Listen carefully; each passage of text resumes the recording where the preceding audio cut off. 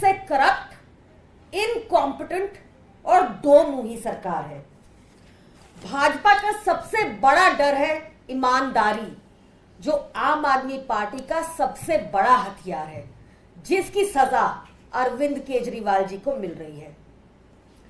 आज का जागरूक नागरिक ये जानता है कि जो सरकार साल दर साल जन कल्याण सुविधाएं देने के बाद भी एक मुनाफे का बजट पेश करती हो, अपनी जेबें ना भरती हो, वो एक ईमानदार सरकार है। और दूसरी तरफ है भाजपा, जिसके सारे के सारे स्टेट्स घाटे में हैं, क्योंकि वहां के नेता अपनी जेबें भरते हैं, कोई जन कल्याण सुविधाएं नहीं देते। आज देश के ऊपर 200 लाख करोड़ का कर्ज चढ़ाया है भाजपा ने। भ्रष्टाचारी जुमला पार्टी, इसका सबसे बड़ा इंडिपेंडेंट इंडिया, स्वतंत्र भारत का सबसे बड़ा स्कैम है इलेक्टोरल बॉन्ड स्कैम। आपको याद होगा, इलेक्टोरल बॉन्ड स्कीम के इंप्लीमेंटेशन होने से पहले आरबीआई गवर्नर ने 2017 में चिट्ठी लिखकर भाजपा को बताया कि ये इलेक्टोरल बॉन्ड स्कीम बिल्कुल अवैध है, काले पैसे को सफेद मात्र करने की एक स्कीम है, इसको इंप्लीमेंट ना किया जाए। उर्जित पटेल ने भी नहीं सोचा था कि भाजपा अपने एक्सटोर्शन डिपार्टमेंट द्वारा इस स्कीम के थ्रू उगवाही कराएगी। उर्जित पटेल जी को ये चिट्ठी लिखने के बाद इस्तीफा देना पड़ा था, हम सब ये जानते हैं। बंगारू लक्ष्मण की पार्टी ने 2 साल से हमारे ऊपर अनगिनत रेडें कराई। आज सत्येंद्र जैन जी, मनीष सिसोदिया जी, संजय सिंह जी और हमारे नेता अरविंद केजरीवाल जी जेल में हैं, जब चवन्नी की रिकवरी भी नहीं हुई किसी से इतनी रेडों के बाद।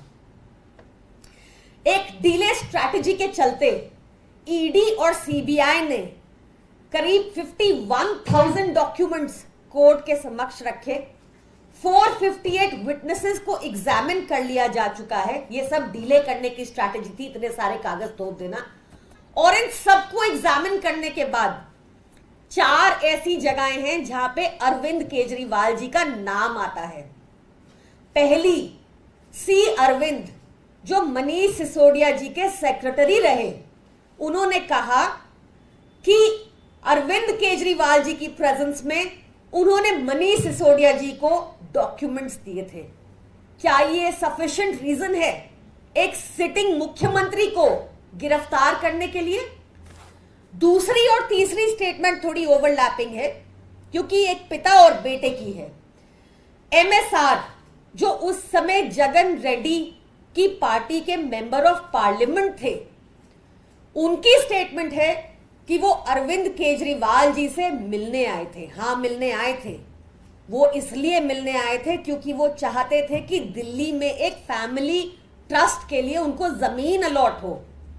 जमीन अरविंद केजरीवाल जी ने बताया कि लैंड, जमीन दिल्ली में केंद्र सरकार के अधीन है, तो वो एक चिट्ठी बना दे जो अरविंद केजरीवाल जी एलजी को फॉरवर्ड कर देंगे।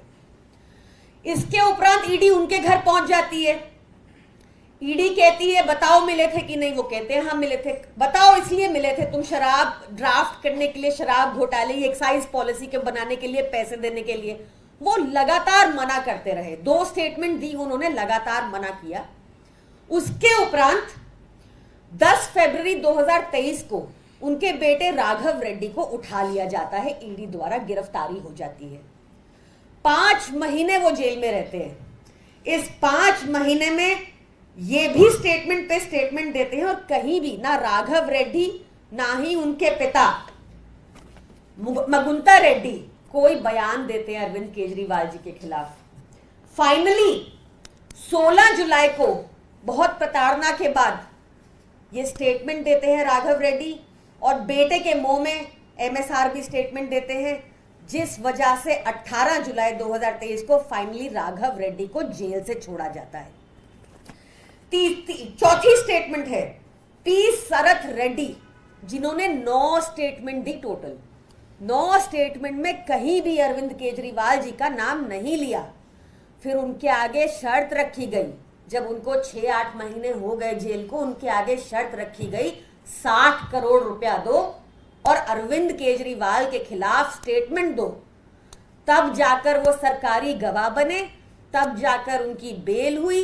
ईडी ने उनकी बेल पर कोई आपत्ति नहीं जताई, कमर दर्द के रीजन पे उनकी बेल हो जाती है। ये 60 करोड़ एक्सटॉर्शन डिपार्टमेंट ने इलेक्टोरल बॉन्ड के माध्यम से भाजपा को पहुंचाए।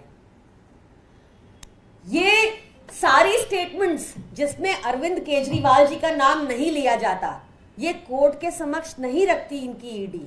ये सारी सेक्शन 50 की पीएमएलए की स्टेटमेंट्स थी, ये कोर्ट के समक्ष नहीं जाती, ये सप्रेस कर ली जाती है।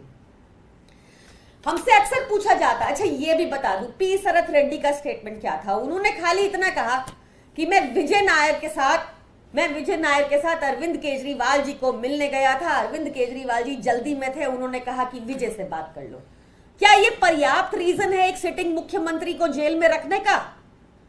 2 साल हो गए, ट्रायल भी शुरू नहीं हुआ इस केस में, हमें बेल क्यों नहीं मिल रही, अक्सर पूछा जाता है। भाजपा ने पीएमएलए कानून में ऐसे संशोधन कर दिए 2018 में कि जब तक ईडी नहीं कहेगी फर्दर इन्वेस्टिगेशन नॉट रिक्वायर्ड, तब तक बेल मिलना नामुमकिन है। ईडी ने कब कहा ऐसा कि further investigation not required? ED ने कहा छगन भुजबल के केस में, कोर्ट में कहा कि फाइलें खो गई, केस बंद हो गया। ईडी ने कहा अजीत पवार के केस में, जब चार्जशीट से नाम गायब हो गया। ईडी ने ऐसा कहा प्रफुल्ल पटेल के केस में, जब केस की फाइलें सारी बंद हो गई, जब वो भाजपा में शामिल हो गए तीनों लोग। ईडी ने ऐसा कहा शरत रेड्डी के केस में, ईडी ने ऐसा कहा राघवा रेड्डी के केस में। मोदी जी रेस में अकेले आकर दौड़कर फर्स्ट आना चाहते हैं और इसलिए वो लगातार विपक्ष की सारी बुलंद आवाजों को जेल भेज रहे हैं। अरविंद केजरीवाल से तो उनको शुरू से ही अच्छा खासा डर है, क्योंकि ईमानदारी अरविंद केजरीवाल का सबसे बड़ा गहना है। इस नाइंसाफी के खिलाफ लोकतंत्र को बचाने के लिए हम सब विपक्षी पार्टियां